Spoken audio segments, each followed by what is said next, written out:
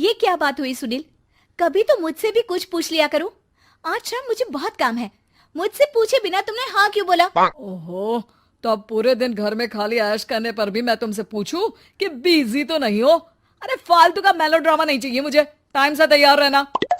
उसे सच में आज बहुत काम है बेटे, तू अकेले चला जाना। पहले पैसे कमा कर इनके खर्चे उठाओ और फिर नाटक देखो जरा।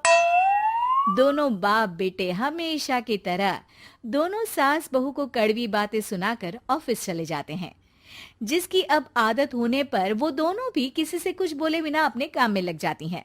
इसी तरह सुबह से शाम हो जाती है। मम्मी, समझ नहीं आ रहा, इतने सारे काम पड़े हैं जो कल सुबह तक अगर पूरे नहीं किए तब भी हम पर ही इल्जाम आएगा, और अगर पार्टी में नहीं गई तब भी सुनाएंगे।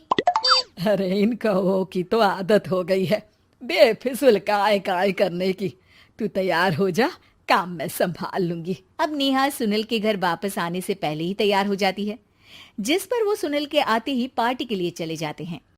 वहां पहुंचकर हमेशा की तरह सुनील अपने दोस्तों में बिजी हो जाता है और नेहा एक कोने में खड़ी रहती है। रात बीतती है और अगली सुबह एक बार फिर वही रूटीन शुरू हो जाता है। इन लोगों को हमारे काम और जिंदगी की कोई अहमियत क्यों नहीं है? इन्हें कब समझ में आएगा कि घर में रहने वाली औरतें सिर्फ आराम नहीं करती।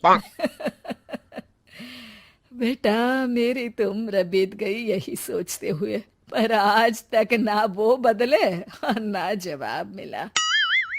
लेकिन माँ, समय हमेशा एक जैसा नहीं रह सकता, इन्हें बदलना होगा। सुबह से शाम होती है और फिर रात। इसी तरह दिन बीतने लगते हैं। एक शाम सुनील और उसके पापा ऑफिस से जल्दी घर वापस आते हैं। तब हमें पार्टी में जाना है, सूट प्रेस करके दे दो और जल्दी तैयार हो जाओ। अरे तुम भी और घंटों मत लगाना, समझे? इसके आगे नेहा या सास को बोलने का कोई भी मौका ना देते हुए दोनों वहां से चले जाते हैं। कुछ देर बाद चारों पार्टी में पहुंच जाते हैं। यहाँ सब समझदार और पढ़े लिखे लोग हैं, कोई बेवकूफी करके मेरी नाक मत कटवाना। और तुम तो खासकर अपनी जुबान काबू में रखना, बहुत चलने लगी है आजकल।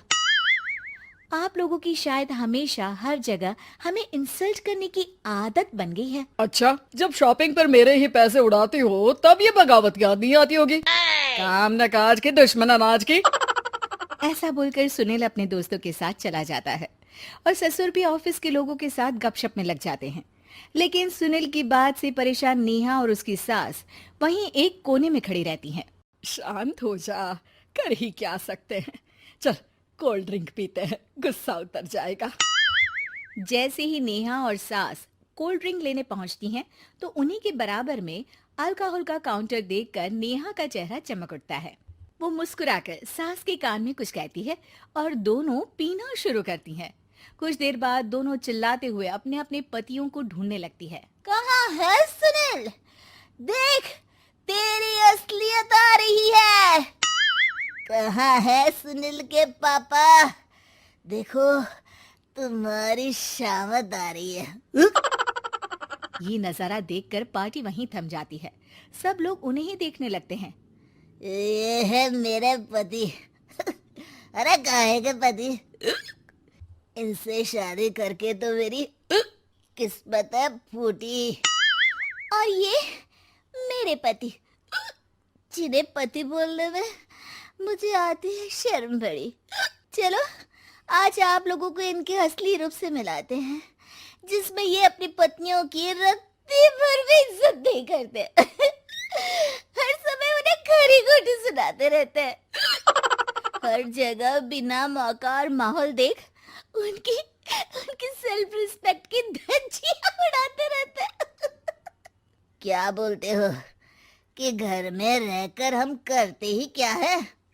अगर ऐसी बात है तो कल से खुद अपने कपड़े धोना, प्रेस करना, सब्जी खरीदना, खाना बनाना और पसंद ना आने पर दोबारा बनाना, जैसे हम करते हैं ना। फिर घर की सफाई, सारा सामान अपनी जगह रखना, जो तुम्हारे फेंकने पर हम करते हैं। और फिर फाइनेंस मंत्री बनकर लिमिटेड पैसों में बढ़ती कीमतों के साथ घर का बजट बनाना। सुनील, इन्हें चुप करा। अपनी तो कोई इज्जत है नहीं, हमारी भी खराब कर रही है। हाँ हाँ, ये तो और बढ़िया है। अब अच्छे से सुनो। नेहा, ये क्या ड्रामा है? ड्रामा तो अभी शुरू हुआ है जी। सास और नेहा अपने मन की सारी भड़ास निकालने लगती है, जिसे चुपचाप खड़े रहकर सुनने के अलावा ससुर और सुनील के पास कोई चारा नहीं होता। बहुत देर तक यही सब चलने के बाद आखिर में दोनों सास बहू बेहोश हो जाती हैं। अगली सुबह सिर दर्द के साथ दोनों की नींद अपने अपने कमरे में खुलती है, जिस पर उनके पति उन्हें हॉल में लेकर आते हैं।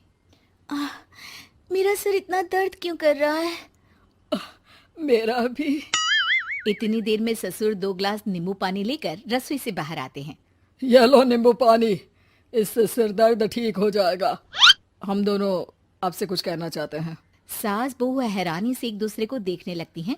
तभी दोनों बाप बेटे उनसे माफी मांगते हुए कहते हैं, हमें कभी एहसास नहीं हुआ कि अपने ईगो में हम दोनों आप लोगों के साथ कितना बुरा कर रहे हैं। आज से हम भी घर के काम में हाथ बटाएंगे। और नेहा, मैंने तुम्हें जॉब करने से रोका, उसके लिए भी सॉरी। तुम्हें जो करना है करो। ये सब सुनने के बाद सास बहू मुस्कुराते हुए एक दूसरे की तरफ देखती हैं। अल्कोहल वाले काउंटर पर बैठकर कोल्ड ड्रिंक पीकर थोड़ा ड्रामा करते हुए आज इन्हें सबक सिखा ही देते हैं। और अगर आपको कहानी पसंद आई है तो चैनल को सब्सक्राइब जरूर करिए। मिलता हूँ मैं अगली बार इसी तरह की कहानी के साथ।